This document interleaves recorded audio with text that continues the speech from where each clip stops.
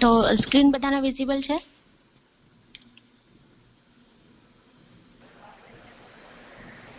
Yes ma'am. Yes ma'am. Okay, એકવાર ધ્યાન આપી દેજો. આપણે શું બતાવવાનું છે? આ જે સેટ છે ને,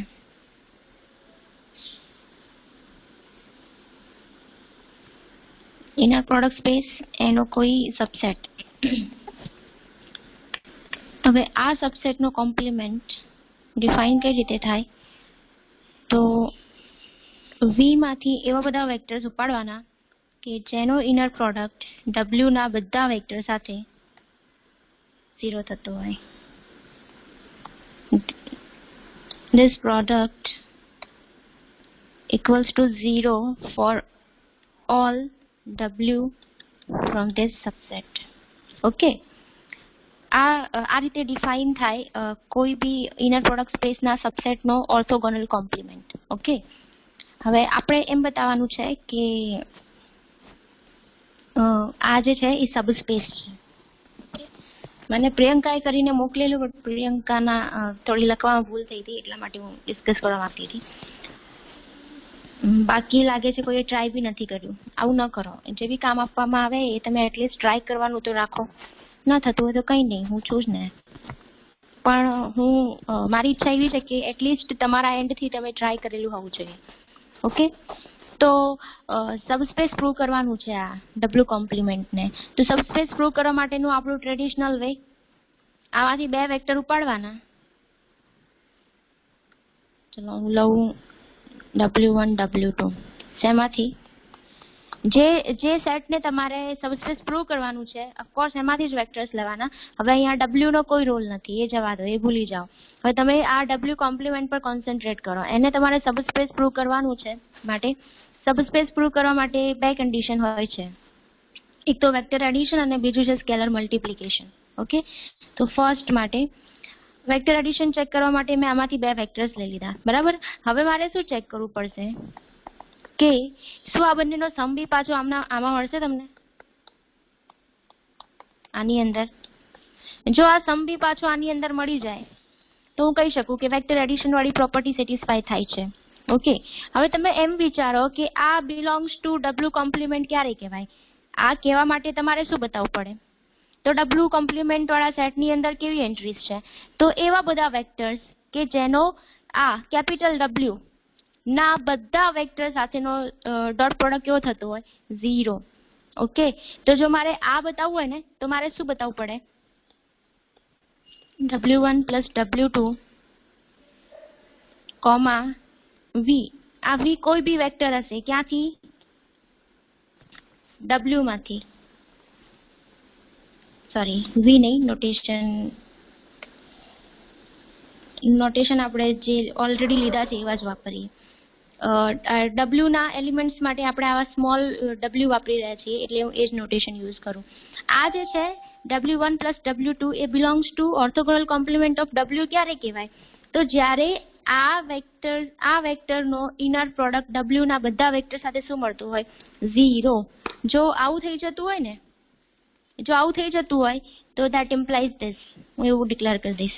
ઓકે, તો એ જ ચેક કરવા માટે જુઓ, હું લઈશ આની લેફ્ટ હેન્ડ સાઈડ અને હું ચેક કરીશ કે જોઈએ આની અંદર હોવા માટે રાઈટ હેન્ડ સાઈડ 0 આવી જોઈએ. બરાબર, તો જોઈ લો એકવાર.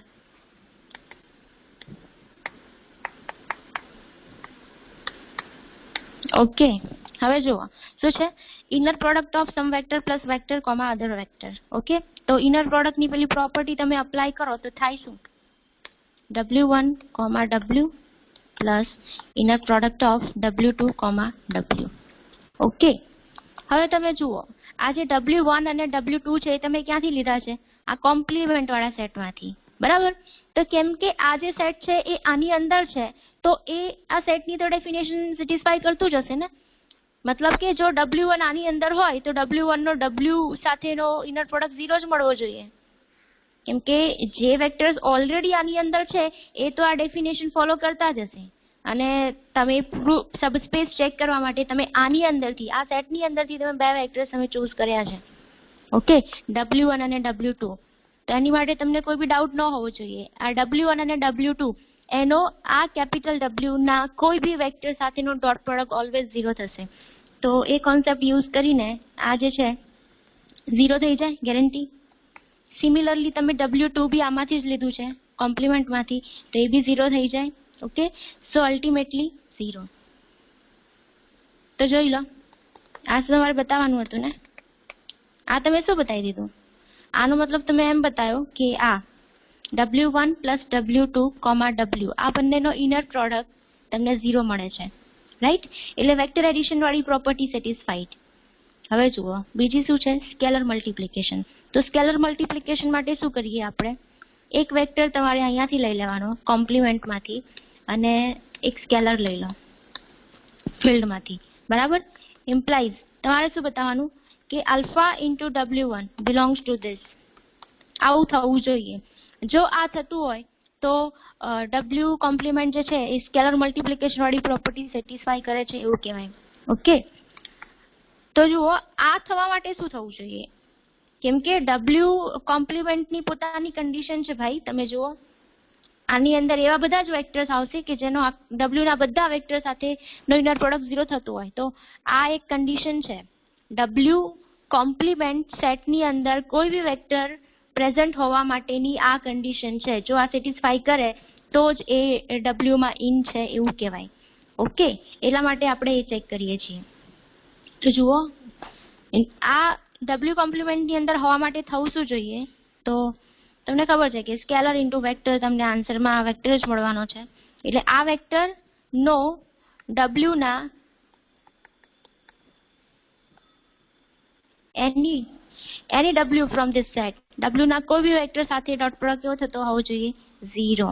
ઓકે, તો જો તમે આ બતાવી દો તો ધેટ ઇમ્પ્લાઇઝ તમે આ બતાવી દેશો અલ્ટિમેટલી.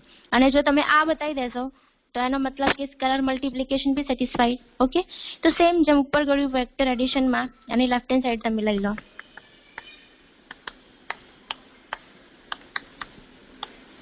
એ લખવું કઈ રીતે ધ્યાન આપજો. હું વર્ડ્સ નથી યુઝ કરી રહી, હું બધા નોટેશન જ વાપરું છું, પણ આ રીતે તમારું પ્રોપરલી કામ થવું જોઈએ.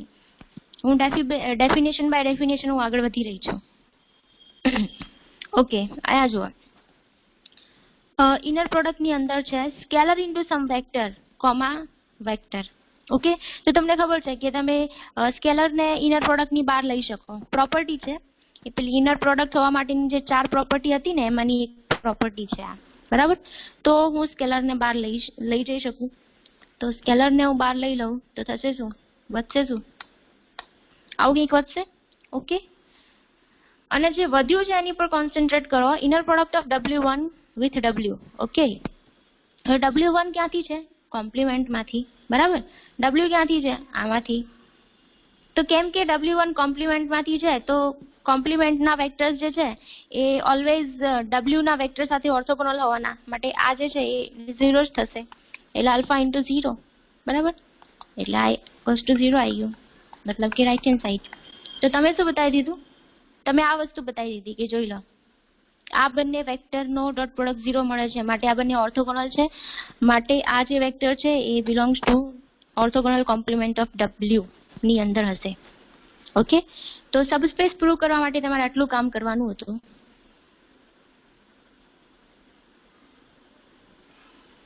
ઓકે, તો આઈ વિશ કે જે લોકોએ ટ્રાય કરેલું છે જો આ રીતે કર્યું હોય તો ઠીક છે, યા ફિર કંઈ ભૂલ તમે કરી હોય તો જોઈ લેજો, બરાબર?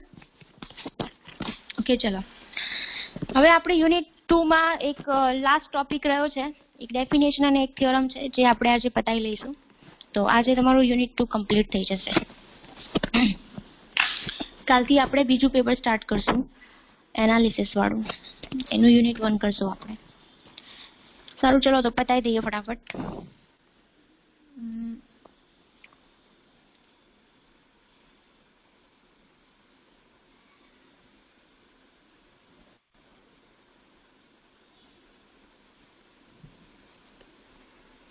એક ડેફિનેશન છે ઓર્થોગોનલ ટ્રાન્સફોર્મેશન.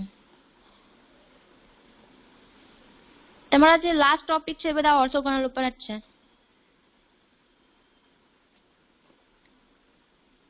જેમ તમે ઓર્થોગોનલ સેટ ડિફાઇન કર્યા હતા, ઓર્થોનોર્મલ બેઝિસ ડિફાઇન કર્યા હતા, ઓર્થોગોનલ પ્રોજેક્શન તમે જોયેલું, પછી શું કહેવાય એનું કોમ્પ્લિમેન્ટ જોયું, પેલા સમ સોલ્વ કરવા માટે ઓર્થોગોનલાઇઝેશન પ્રોસેસ તમે જોઈ.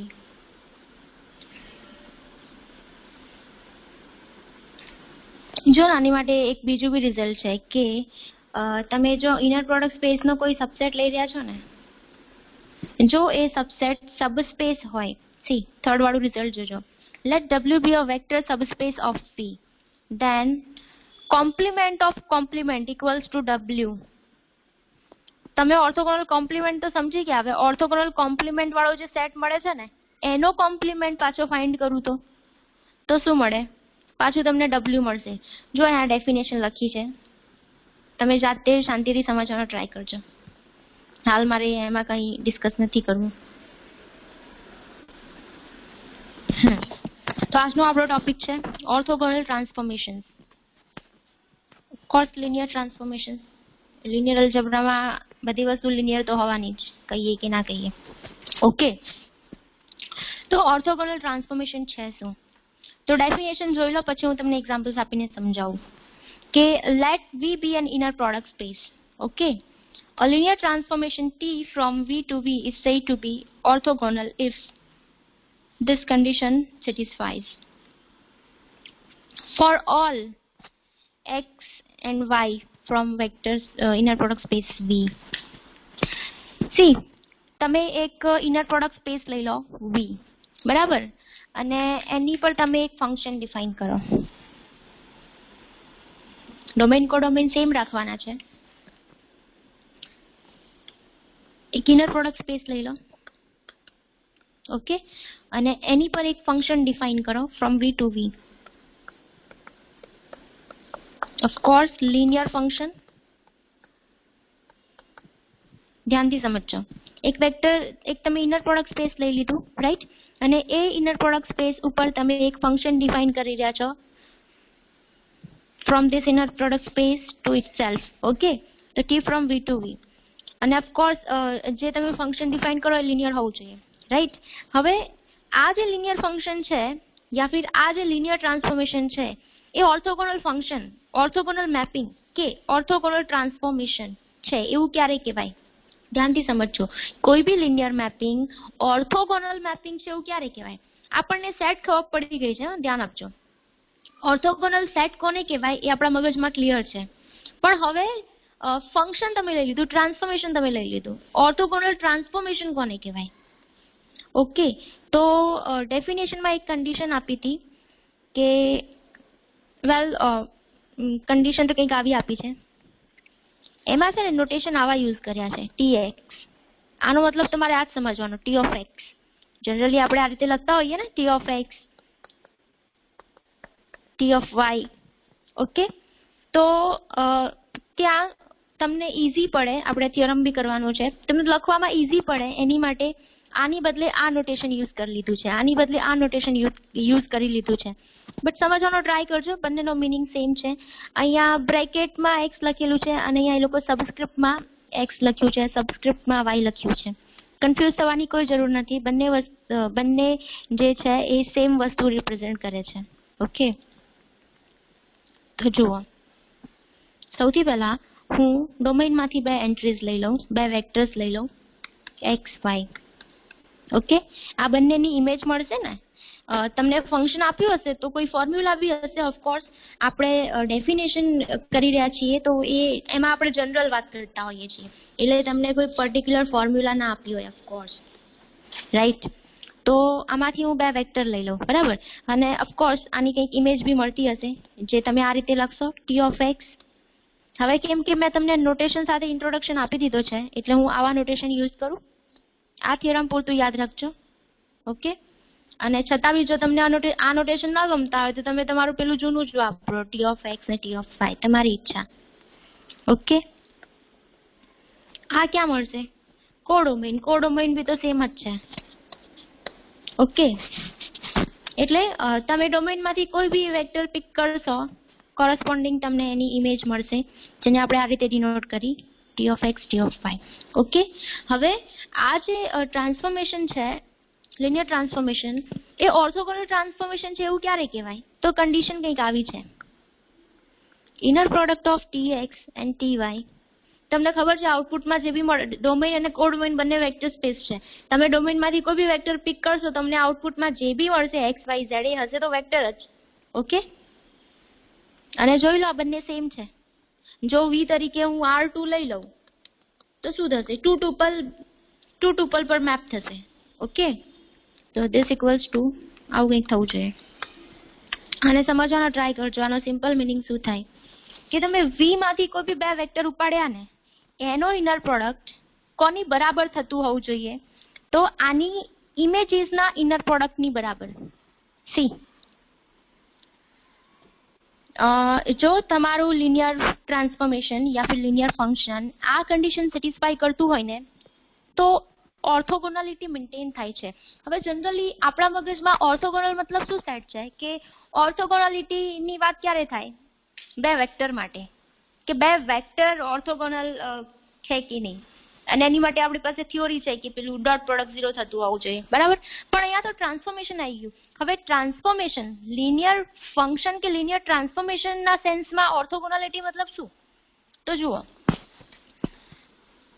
જો થિયોરિકલી કેવું હોય તો આ કન્ડિશન સેટિસ્ફાઈ થતી હોવી જોઈએ. આ કન્ડિશન શું કહે છે? તો તમે ડોમેઇનમાંથી કોઈ બી બે વેક્ટર્સ પુટ કરો અને એ બંનેનો ઇનર પ્રોડક્ટ ફાઇન્ડ કરો. એ કોની બરાબર થતું હોવું જોઈએ? તો આ બંનેની તમે ઇમેજીસ ફાઇન્ડ કરો, એ બંનેની ઇમેજીસના ઇનર પ્રોડક્ટની ઇક્વલ થતું હોવું જોઈએ. ઓકે, તો જો તમારો ફંક્શન આ કન્ડિશન સેટિસ્ફાઈ કરે તો એવા કેસમાં આપણે ડિક્લેર કરશું કે તમારો જે ફંક્શન છે એ ઓર્થોગોનલ ફંક્શન છે. Orthogonal linear function, orthogonal linear transformation, જે શબ્દ તમને ગમતા હોય યુઝ કરો. હવે જુઓ, આનો હું તમને સિમ્પલ મિનિંગ કહી દઉં. આ તો થઈ ગઈ ડેફિનેશન. ઓર્થોગોનલ ટ્રાન્સફોર્મેશનની ખાસ વાત શું હોય છે કે એ છે ને, આ ડોમેઇનમાંથી હું કોઈ બી બે ઓર્થોગોનલ પુટ કરું ને, સી જે કન્ડિશન છે એમાં બી બે વેક્ટર્સની તો જરૂર છે જ ને, કેમ કે કન્ડિશનમાં ઇનર પ્રોડક્ટ છે, રાઈટ? તો જુઓ, આ કન્ડિશનને તમે કઈ રીતે ટ્રીટ કરજો કે વેક્ટર સ્પેસ ડોમેઇનમાંથી હું કોઈ બી બે વેક્ટર્સ પુટ કરું, જો એ બંને વેક્ટર ઓર્થોગોનલ હોય ને તો સામે એમની જે ઇમેજીસ મળશે ને એ બી ગેરંટી ઓર્થોગોનલ હશે.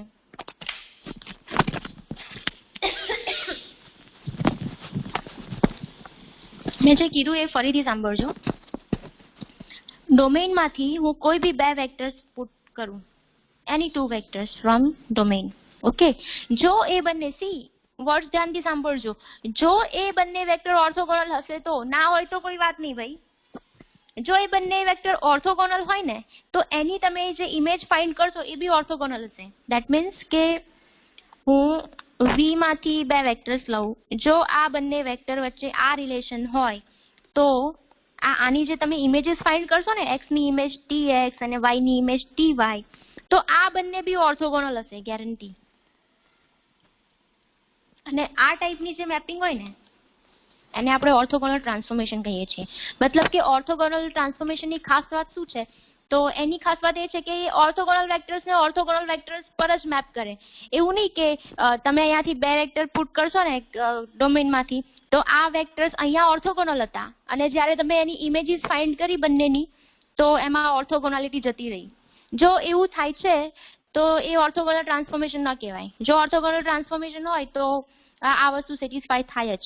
ઓકે, અને આ જે એક કન્ડિશન છે ને જે તમને ડેફિનેશનમાં આપી હતી એ આ કન્ડિશન સંભાળી લે છે. જો તમારું ટ્રાન્સફોર્મેશન ઓર્થોગોનલ હશે ને તો આ સેટિસ્ફાઈ કરશે જ. ઓકે, અને જો ઓર્થોગોનલ નહીં હોય તો નહીં કરે.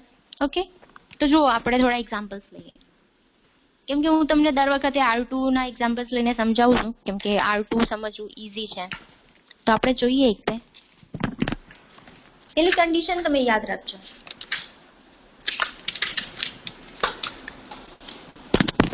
જુઓ, હું એક મેપિંગ લઉં છું, T from R to R. Okay,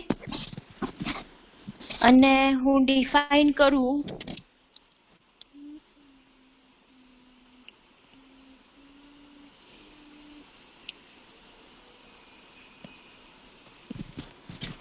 चलो ना हूँ सिम्पलेस्ट लई लઉં t of x, y equals to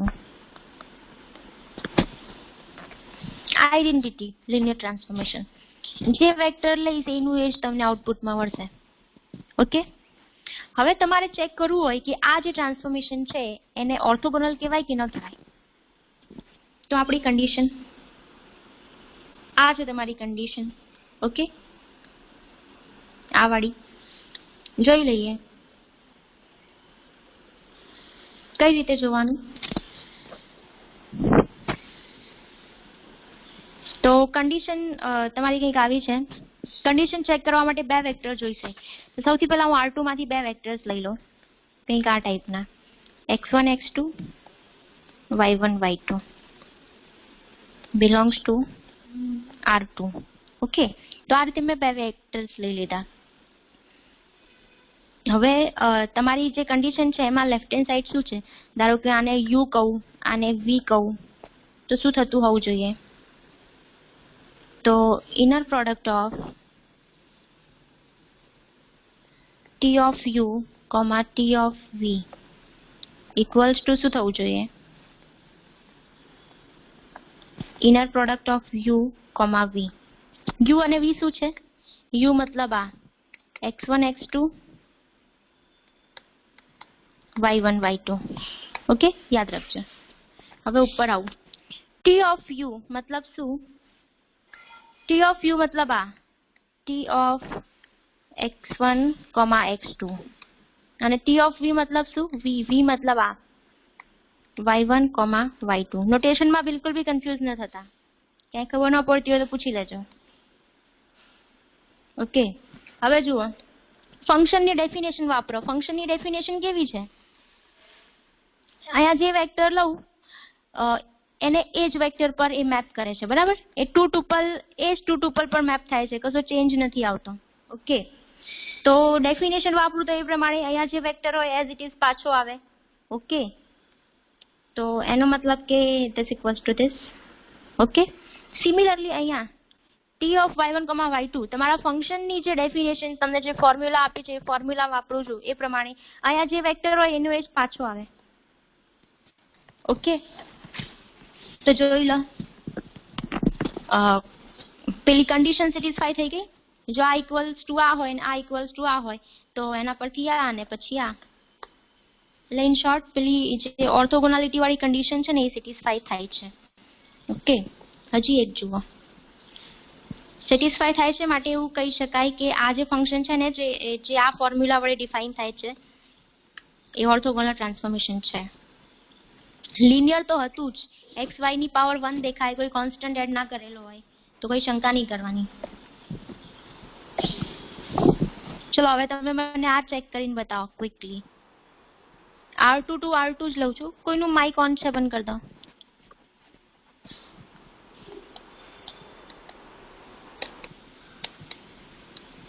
કોઈ મને આ કહેશે? આ મેં એક ફોર્મ્યુલા લખી છે જે R2 ટુ R2 ડિફાઇન થાય છે, એને ઓર્થોગોનલ ટ્રાન્સફોર્મેશન કહેવાય કે ન કહેવાય? પેલી કન્ડિશન ચેક કરો, હું તમને કન્ડિશન ચેક કરતા શીખવાડું છું.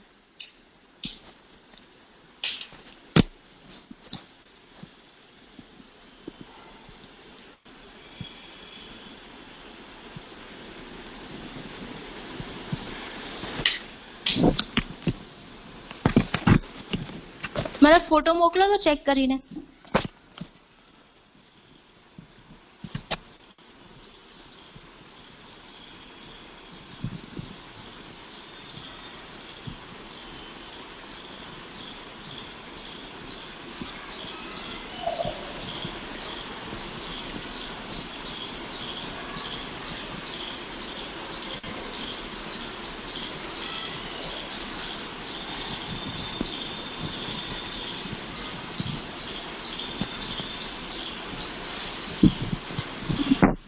આટલી બધી વાર?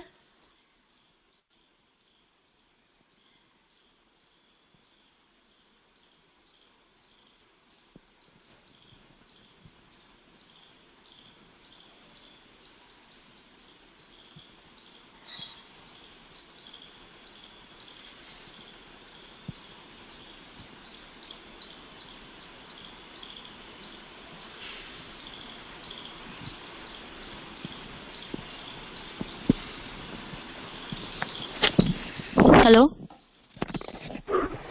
Yes ma'am. है ये linear transformation? Sorry, orthogonal, linear नहीं, लीनियर तो है ही। ऑर्थोगोनल ट्रांसफॉर्मेशन है? नहीं है। पक्का नहीं है? प्रियंका बात कर रही है, तूने जो चेक किया वो मुझे भेज। हाँ मैम भेज।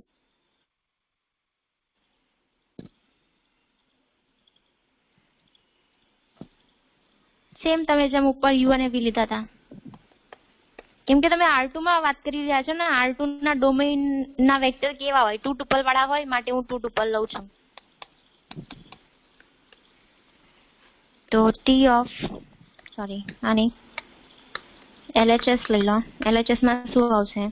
તો inner product of T of x1 x2, T of y1 y2. કોની બરાબર થતા હોવા જોઈએ?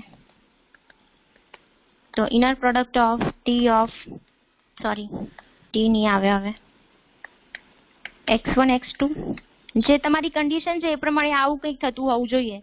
જો આવું થતું હોય તો તમારું જે ટ્રાન્સફોર્મેશન છે એ ઓર્થોગોનલ છે એવું કહેવાય. બરાબર? આ તો આપણે ચેક કરી રહ્યા છીએ. જો નહીં થવાનું હોય ને તો વચ્ચે ક્યાંક નોટ ઇક્વલ ટુ આવી જશે. ઓકે, તો આ મેં લેફ્ટ હેન્ડ સાઈડ લખી દીધી છે. હવે તમે તમારા ફંક્શનની, લિનિયર ફંક્શનની ડેફિનેશન પ્રમાણે આગળ વધો. તમારું જે ફંક્શન છે એ શું કરે છે, કઈ રીતે મેપ કરે છે વેક્ટર્સને? તો તમારું જે 2 ટુપલ છે ને, એમાં y ને આગળ લાવી દીધો વિથ માઇનસ સાઇન અને x ત્યાં જતો રહ્યો. ઓકે, તો જોઈ લો, ઇન્ટરચેન્જ થઈ ગયા વેક્ટર્સ.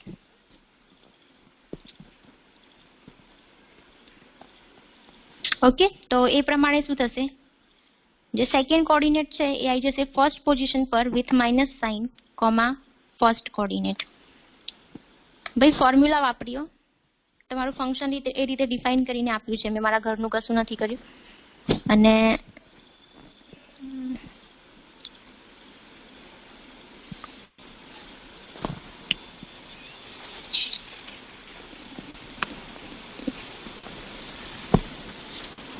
અને જુઓ,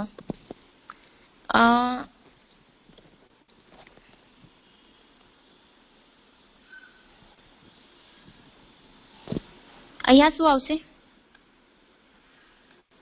માઇનસ y2 y1. तो आटले સુધી તમે કર્યું હતું? Yes ma'am. यस मैम, इतना ही किया। तो आप लोगों ने इसके बेसिस पे कह दिया कि इक्वालिटी नहीं मिल रही है? हाँ, उसी के बेसिस पे किया। ओके ठीक है, तो मैं एक आधा स्टेप और करती हूँ, फिर बताना कि मैं मैथमेटिकली कुछ भी गलत कर रही हूँ. अब देखो, અહીંયા ફોર્મ્યુલા નથી આપેલી ઇનર પ્રોડક્ટની, બરાબર? ફોર્મ્યુલા ના આપી હોય તો સ્ટાન્ડર્ડ ફોર્મ્યુલા આપણી યાદ રાખવી. એ પ્રમાણે first into first inner product હું ફાઇન્ડ કરું છું. તો બંનેની માઇનસ સાઇન છે, પ્લસ થઈ જશે x2 into y2. Done. Plus second into second, તો x1 ઇન્ટુ y1. ઓકે, હવે ચલો આનું જોવું. આનો ઇનર પ્રોડક્ટ શું મળે સ્ટાન્ડર્ડ ફોર્મ્યુલા પ્રમાણે? તો પહેલું ઇન્ટુ પહેલું x1 ઇન્ટુ y1 પ્લસ બીજું ઇન્ટુ બીજું x2 ઇન્ટુ y2. હવે કહો તો મને,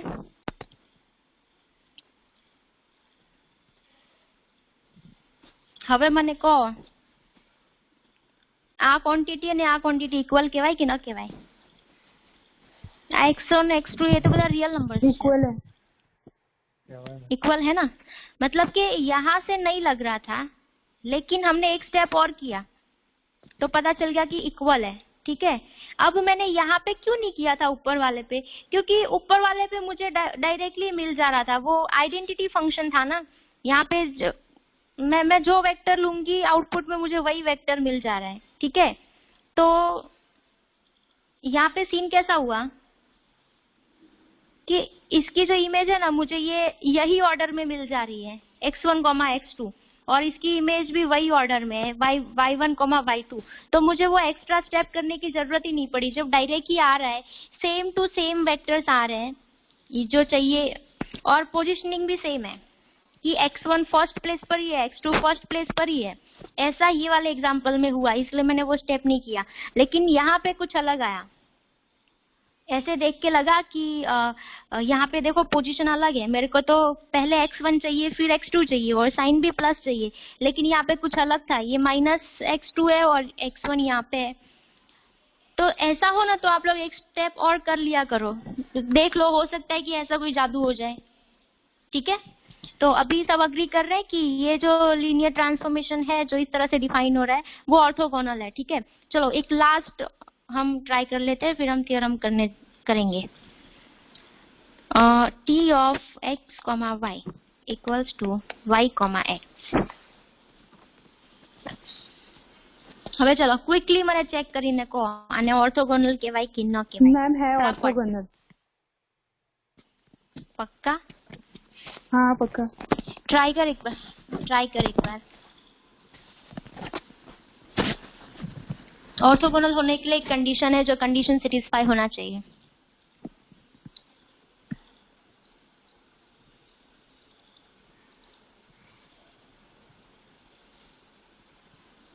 બધા કંડીશન ચેક કરશે, મને ઇન્સ્ટન્ટ આન્સર ના આપો, પહેલા કંડીશન ચેક કરો તમે।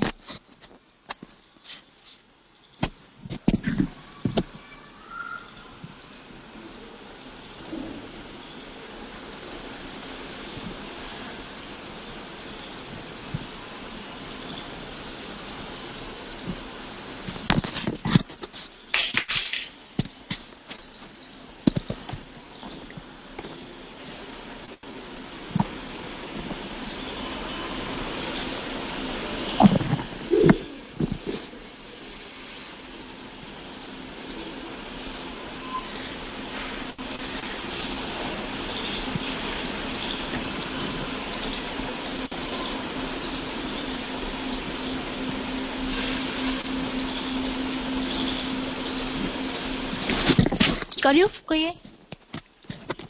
ઓर्थोगोनल છે પાક્કું? हाँ मैम, तो हो गया, ऑर्थोगोनल है। ओके, फोटो भेज दो मुझे।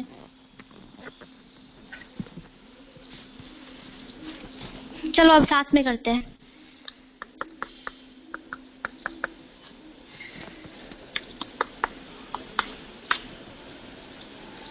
सॉरी, x, y नहीं लेना है, वही हम x1 x2 यूज करेंगे। ठीक है, तो t of x1, x2, t of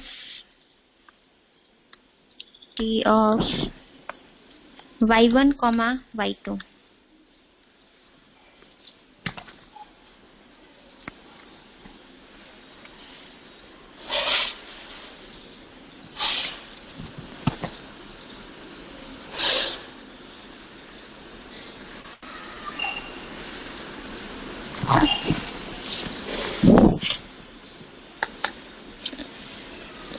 definition प्रमाणे શું થશે? x અને y ફ્લિપ થઈ જાય છે, બરાબર?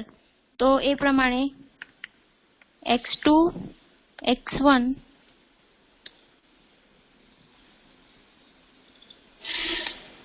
y2 y1।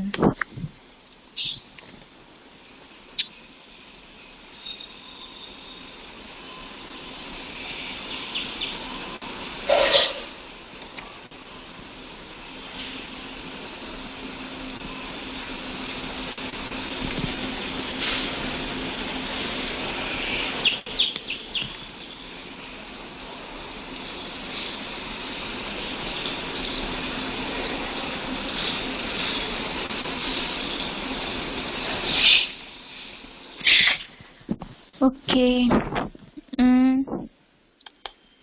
ને આ શું થશે? મારે શું લાવવાનું છે?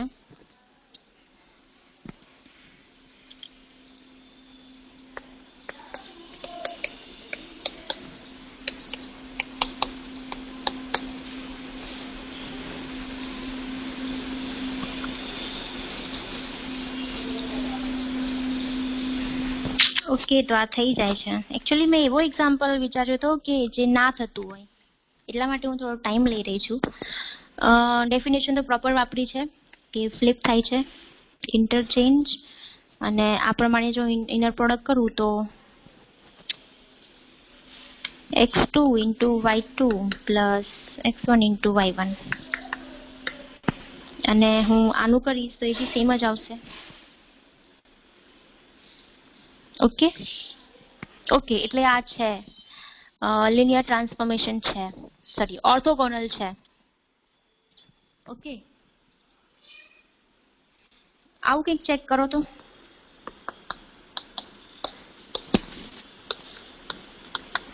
ફટાફટ પણ ચેક કરીને કોને આ થાય છે કે નથી થતું ઓર્થોગોનલ.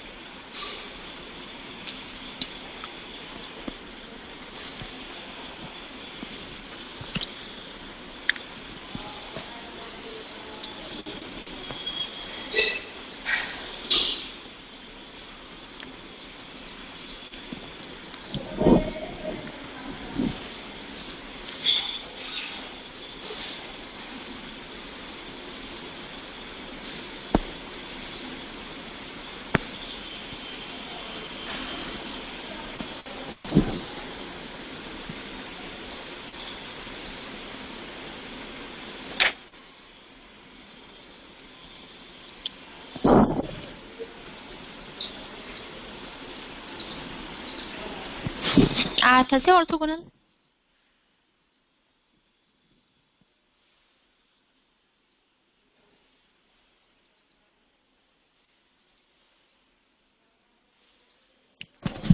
नहीं होगा.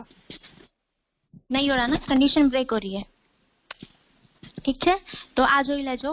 ક્યાંક ને ક્યાંક LHS અને RHS ની વચ્ચે ઇનઇક્વાલિટી આવતી હશે. ઓકે, તો R2 ની અંદર છે ને જનરલી લિનિયર ટ્રાન્સફોર્મેશન આવા જ હોય છે. કાં તો એટલે x અને y એ બંનેની મદદથી બને, ઓબ્વિયસ છે. તમને ક્યાંય બી કોન્સ્ટન્ટ તો હોવું જ ના જોઈએ, નહીં તો લિનિયારિટી બ્રેક થઈ જશે. તમે x અને y ની પાવર્સ નહીં લઈ શકો. તો આમાં લિનિયર ટ્રાન્સફોર્મેશન કેવા હોય R2 ની અંદર? એક તો આવા કે તમે x અને y ને કોન્સ્ટન્ટ થી મલ્ટીપ્લાય કરો, બરાબર. આ કોન્સ્ટન્ટ 0 બી હોઈ શકે, કંઈ બી હોઈ શકે, બિલોંગ્સ ટુ R, બરાબર. અને બીજા ટ્રાન્સફોર્મેશન કેવા હોઈ શકે? તો આ ટાઈપના કે આવું કંઈક કરે, x અને y નું અંદરો અંદર કોમ્બિનેશન બનાવે, આવું બધું. ઓકે, તો છે ને અત્યારે મેં થોડા એક્ઝામ્પલ્સ લીધા. જો તમને ઇન્ટરેસ્ટ આવતો હોય તો તમે જાતે છે ને આવા લિનિયર ટ્રાન્સફોર્મેશન્સ બનાવીને ટ્રાય કરજો, કયા ટાઈપના ઓર્થોગોનલ બને છે અને કયા ટાઈપના ઓર્થોગોનલ નથી બનતા. પછી તમે જોઈ શકશો ને કે અમુક ટાઈપના જ બને છે અને એક પર્ટિક્યુલર ફોર્મ્યુલા છે જે હું તમને પછી આપી દઈશ. પહેલા તમે ટ્રાય કરી લેજો આ ટાઈપના ફંક્શન્સ બનાવીને. ઓકે, ઓર્થોગોનલ જે ફંક્શન છે ને એ સ્પેશિયલ ટાઈપ ઓફ ફંક્શન છે. એક ફોર્મ્યુલા ફોલો કરે છે. જો તમે એ ટાઈપના ફંક્શન્સ લો ને એ જ ઓર્થોગોનલ બનશે, એ હું તમને પછી કહી દઈશ. ઓકે, તો આ થઈ ગયું ઓર્થોગોનલ. આઈ હોપ કે ડેફિનેશન ક્લિયર. હવે ચલો થિયરમ પર આગળ વધીએ. તો થિયરમ સિમ્પલ છે, જીયુમાં પૂછાય છે ક્યારેક ક્યારેક. એમાં 3-4 રિઝલ્ટ આપેલા છે, જે બધા રિઝલ્ટ ઇક્વિવેલન્ટ છે એવું તમારે બતાવવાનું છે.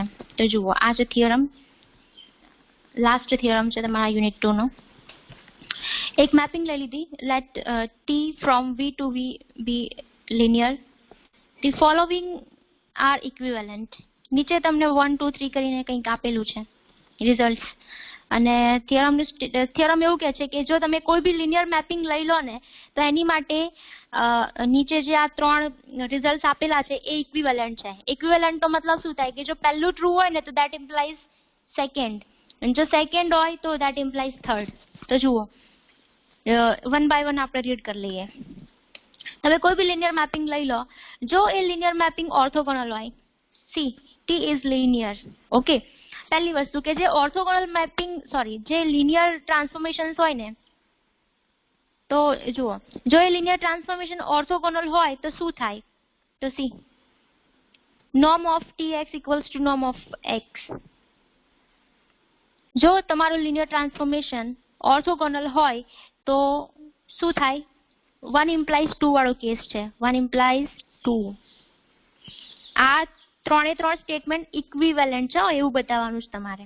એટલે મીનિંગ તમારે સમજવો કઈ રીતે કે તમે કોઈ બી લિનિયર મેપિંગ લઈ લો, એવું નહીં કે કોઈ બી લિનિયર મેપિંગ લઉં તો એની માટે આ ત્રણ વસ્તુ થશે, એવું નહીં. ઇક્વિવેલન્ટ રિઝલ્ટ છે. જો હું કોઈ બી મેપિંગ લઈ લઉં તો જો એની એ મેપિંગ માટે આ પહેલું ઓકે હોય ને, મતલબ કે જો ટી ઓર્થોગોનલ હોય તો ધેટ ઇમ્પ્લાઇઝ આ સેકન્ડ રિઝલ્ટ.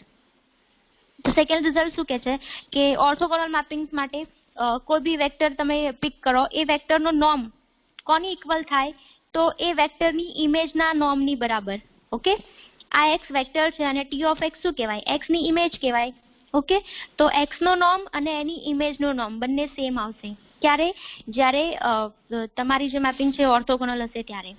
ઓકે, અને થર્ડ શું કહે છે કે T takes an orthonormal basis to an orthonormal basis.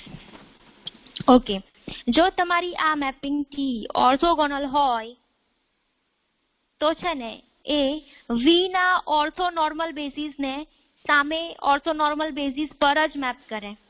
મતલબ કે શું સમજવાનું તમારે અહીંયાથી ડોમેઇનનું ઓર્થોનોર્મલ બેઝિસ તમારે લઈ લેવાનું, બરાબર, અને એની ઇમેજ તમે ફાઇન્ડ કરશો તો ઇમેજીસ વાળું તમને સેટ મળશે. એક વસ્તુ ક્લિયર છે કે બેઝિસ ઓલવેઝ બેઝિસ પર જ મેપ થાય જો લિનિયર ટ્રાન્સફોર્મેશન હોય તો. પણ આ શું એક્સ્ટ્રા ઇન્ફોર્મેશન આપે છે કે ઓર્થોનોર્મલ બેઝિસ પર જ મેપ થાય. એટલે અહીંયાથી તમે જે બેઝિસ લેશો ને, જો એ ઓર્થોનોર્મલ હશે તો સામે જે ઇમેજ વાળું કલેક્શન બનશે ને એ બી ઓર્થોનોર્મલ હશે. મતલબ કે હું કંઈક આવું તમને કહેવા માંગુ છું. ટી ફ્રોમ વી ટુ વી છે, ધારો કે આના હું સ્ટાન્ડર્ડ બેઝિસ જ કન્સિડર કરું, E1 E2 up to En, બરાબર. તો આ જે છે ને એ ઓર્થોનોર્મલ હશે, બરાબર. તો કેવા શું માંગે છે કે હાલ આ જે છે એ ડોમેઇનનું ઓર્થોનોર્મલ બેઝિસ છે, એની પર તમે ટી અપ્લાય કરો તો આ બધાની તમે ઇમેજ ફાઇન્ડ કરી લો તો આવું કંઈક મળશે, T of E1 T of E2 up to T of En. Okay, તો આ જે છે ને બેઝિસના વેક્ટર કોઈ બી લિનિયર ટ્રાન્સફોર્મેશન ઓલવેઝ બેઝિસ પર જ મેપ કરે. એટલે સામેની સાઈડ આ તમને જે મળશે ને સબસેટ ઓફ વી, આ બેઝિસ જ હશે. પણ કેમ કે ઉપર આ જે E1 E2 up to En એ બધા ઓર્થોનોર્મલ હતા તો માટે આ જે સેટ બન્યો ને ઇમેજીસનો એ બી ઓર્થોનોર્મલ હશે. ઓકે, એનો મતલબ કે લિનિયર ટ્રાન્સફોર્મેશન ટી ઓર્થોનોર્મલ બેઝિસને ઓલવેઝ ઓર્થોનોર્મલ બેઝિસ પર જ મેપ કરે. ઓકે, તો થર્ડ વસ્તુ એ કહેવા માંગે છે. તો ત્રણ રિઝલ્ટ છે, ત્રણે ત્રણ ઇક્વિવેલન્ટ છે, તો જો પહેલું હોય તો બીજું થાય જ. તો ચલો આપણે ચેક કરીએ. 1 ઇમ્પ્લાઇઝ 2. ઓકે,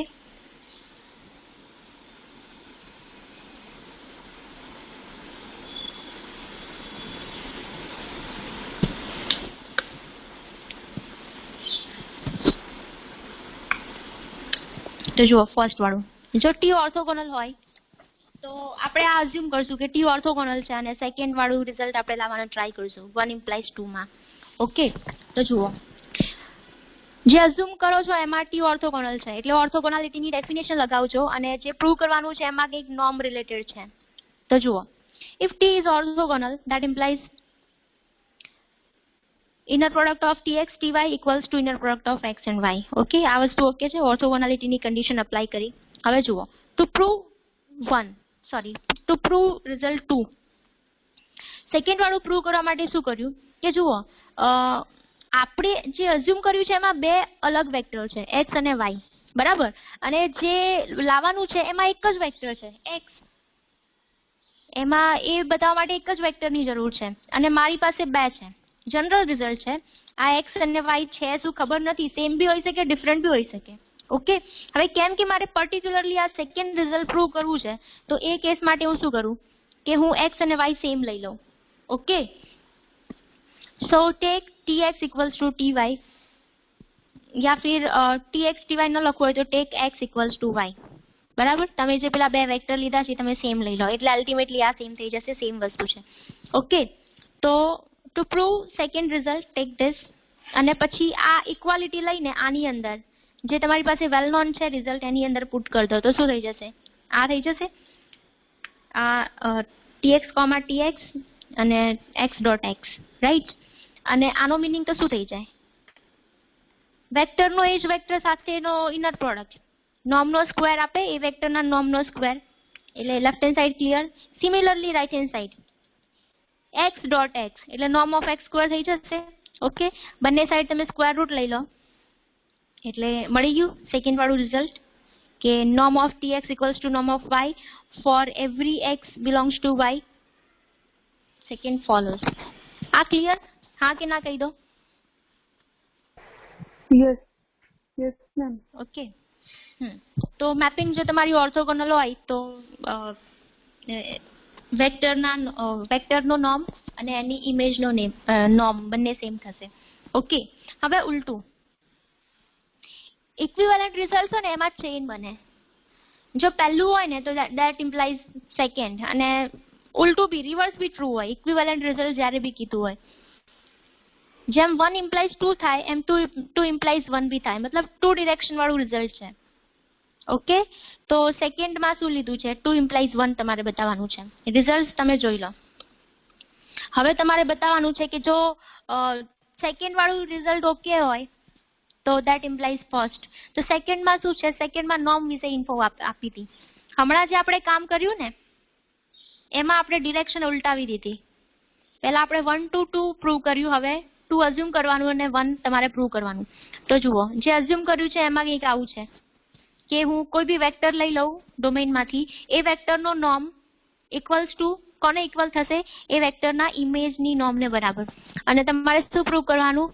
જો તમારા જો આ જે ટી છે એ તમારા વેક્ટર સાથે આવું બિહેવ કરતું હોય તો ટી જે છે ઓર્થોગોનલ થઈ જશે. ઓકે, તો ચલો સી અહીંયા તમને આઈડિયા આપ્યો છે કે શું કરવાનું છે 2 implies 1 બતાવવા માટે. we need to prove that if norm of tx equals to norm of x for all x from v then t is orthogonal. Okay, અને t ઓર્થોગોનલ છે એવું બતાવવું હોય તો શું કરવાનું? તો ઓર્થોગોનલ થવા માટે એક કન્ડિશન છે જે t સેટિસ્ફાય કરતું હોવું જોઈએ, બરાબર? તો ઓર્થોગોનાલિટી પ્રૂવ કરવા માટે ધ્યાન રાખવું કે આપણે આ કન્ડિશન લાવવાનો ટ્રાય કરશું કે x ના કોઈ બી બે વેક્ટર માટે this equals to this. Okay, તો જોઈ લો એક પેજની પ્રૂફ છે આની. બેઝિક આઈડિયા શું છે? we know something about norm of x and we want to say something about inner product of x and y. C તમે જે અઝ્યુમ કર્યું ને એમાં નોર્મ વિશે તમને ઇન્ફોર્મેશન આપે છે, બરાબર? કે x નું નોર્મ અને એની ઇમેજ t ઓફ x નું નોર્મ સેમ થશે. અને જે તમારે પ્રૂવ કરવાનું છે કે t ઓર્થોગોનલ છે. હવે ઓર્થોગોનાલિટીની કન્ડિશન જે છે ને એ in terms of inner product છે. ઓકે, એટલે તમારે નોર્મ થી કોની પર જવાનું છે? જે અઝ્યુમ કર્યું, તમારી પાસે જે અવેલેબલ ડેટા છે એ નોર્મ વાળા માટે છે અને તમારે જે લાવવાનું છે એ ઇનર પ્રોડક્ટ માટે છે. ઓકે, તો એ જ લખ્યું છે. આવું બધું તમે એક્ઝામમાં નહીં લખો ને ચાલશે. આ મેં ખાલી તમને સમજ પડે ને, તમે રીડ કરો ત્યારે પ્રોપરલી સમજ પડે એટલી માટે લખ્યું છે. ઓકે, તો બસ એ જ લખ્યું છે કે we know something about norm of x and we want to say something about inner product. Okay, તો પ્રૂવ કરવા માટે જુઓ કંઈક આવું કન્સિડર કરો. Consider inner product of x plus y with itself. Okay, તો જોઈ લો, આ લઈ લો, આનો તમે ઇનર પ્રોડક્ટ ફાઇન્ડ કરશો તો કેવું થશે? કંઈક આ ટાઈપનું થશે. સેમ અહીંયા જુઓ, આ જનરલ રિઝલ્ટ છે ને, તો વી છે શું આપણને ખબર નથી. તો જનરલી આનો તમારે ઇનર પ્રોડક્ટ કઈ રીતે કરી દેવાનો? કોઈને એમ થતું હોય કે ફોર્મ્યુલા ક્યાં છે ને સ્ટાન્ડર્ડ ફોર્મ્યુલા કેમ નહીં વાપરી, કેટલા ટુપલ્સ લેવા, એવા બધા ક્વેશ્ચન ના કરો. આમાં છે ને તમારે પેલું જનરલ પ્રોપર્ટીઝ અપ્લાય કરવાની. કઈ? ઇનર પ્રોડક્ટની. આ તમને એક્સપાન્ડ કરતા ફાવે ને? હાલ કોઈ સ્ટાન્ડર્ડ ફોર્મ્યુલા નથી. પેલી જે ઇનર પ્રોડક્ટની 4 કન્ડિશન હતી એ તમારે અપ્લાય કરવાની, તો આવું કંઈક આવી જશે. યા ફિર આને તમે આ રીતે ટ્રીટ કરી શકો કે આ તમને ખબર છે આનો મતલબ શું થાય. આનો મતલબ શું થાય? નોર્મ ઓફ, અહીંયા લખાતું નથી smoothly, norm of this whole square. બરાબર, આને આવું કહેવાય. તો હવે આને તો એક્સપાન્ડ કરતા ફાવે ને હોલ સ્ક્વેર ટાઈપ, એટલે this plus this અને અહીંયા જે મલ્ટિપ્લિકેશન આવશે એ સિમ્પલ વાળું નહીં હોય, ઇનર પ્રોડક્ટ હોય, માટે આવું થશે 2 into inner product of X and Y. Clear? આ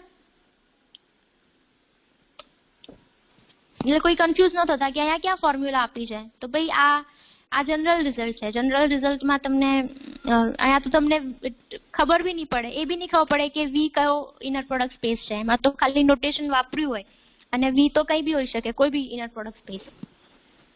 ઓકે, તો આને આ રીતે તમારે એક્સપાન્ડ કરવાનું. તો આને નંબર 1 કહી દો. ઓકે, હવે જુઓ આગળ. ઓલ્સો વી હેવ,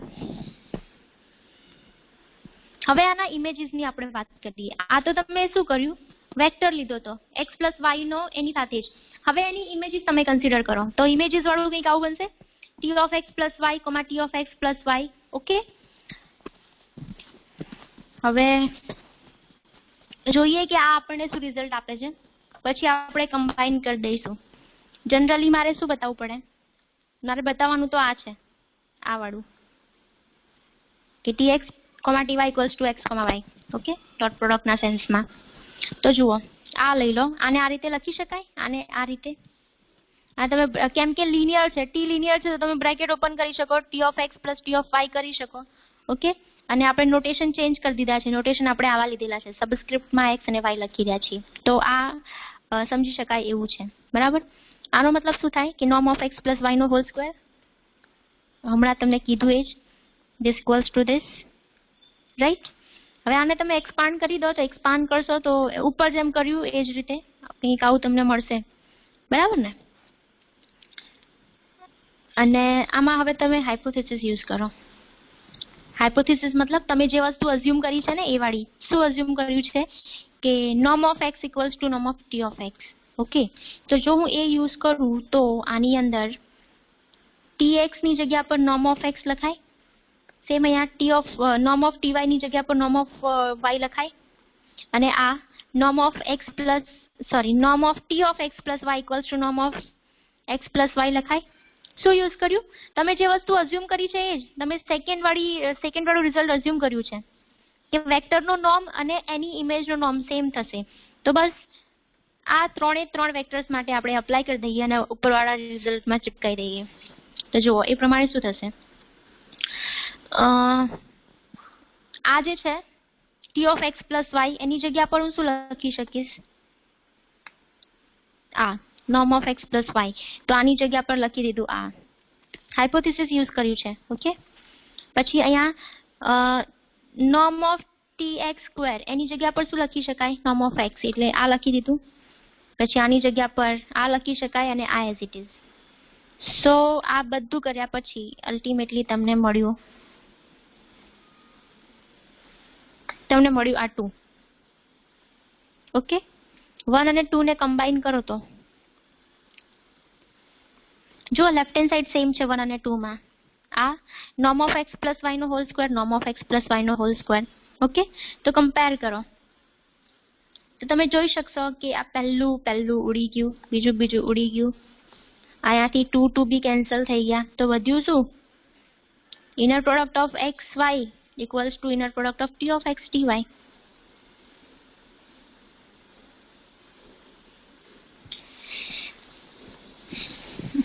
જોઈ લો. તો comparing 1 and 2 we get this, અને this is true for any two vectors from inner product space. તો જો તમારું લિનિયર ટ્રાન્સફોર્મેશન આ કન્ડિશન સેટિસ્ફાઈ કરતું હોય, that implies કે એ જે છે ઓર્થોગોનલ થશે. ઓકે, તો આ થઈ ગયું. ભાઈ એક્ઝામમાં એ લોકો જે પ્રૂવ કરે છે ને એ લીધેલું છે. એ લોકો એક તો આ ડિરેક્શન આપતા હોય છે,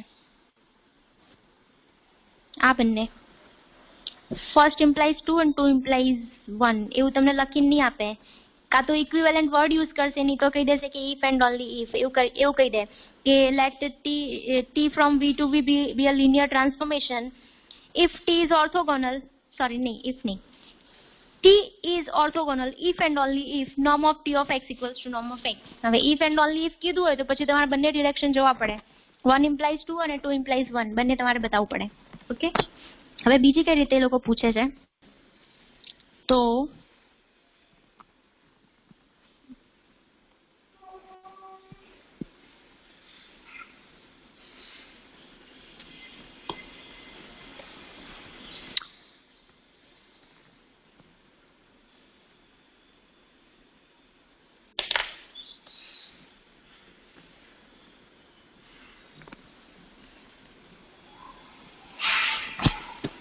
હવે જે 3 ઇમ્પ્લાઇઝ 1 અને 1 ઇમ્પ્લાઇઝ 3 એ આપણે બતાવીશું.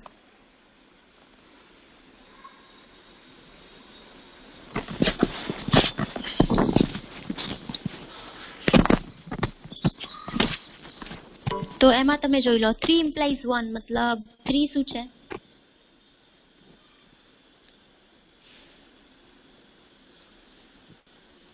હજી 2 પેજ છે. એક કામ કરો, આ વસ્તુ હું તમને કાલે કરાવી દઈશ, બરાબર? આ જે લાસ્ટ વાળું છે ને, આ 3 ઇમ્પ્લાઇઝ 1 અને 1 ઇમ્પ્લાઇઝ 3 વાળું, એ હું તમને કાલે કરાવી દઉં. અને પછી નવા યુનિટની હું થોડી ઘણી વાતો કરી લઈશ. ઓકે, તો આજે આટલું જ રાખીએ. જે બી ડેફિનેશન કરાવી અને જે 2 રિઝલ્ટ પ્રૂવ કર્યા એ તમે લખીને ફેરલી લખીને પ્રેક્ટિસ કરી લેજો, બરાબર? આજે આપણે આટલું જ રાખીએ. સારું, ચલો તો આપણે મળીએ કાલે. બાય.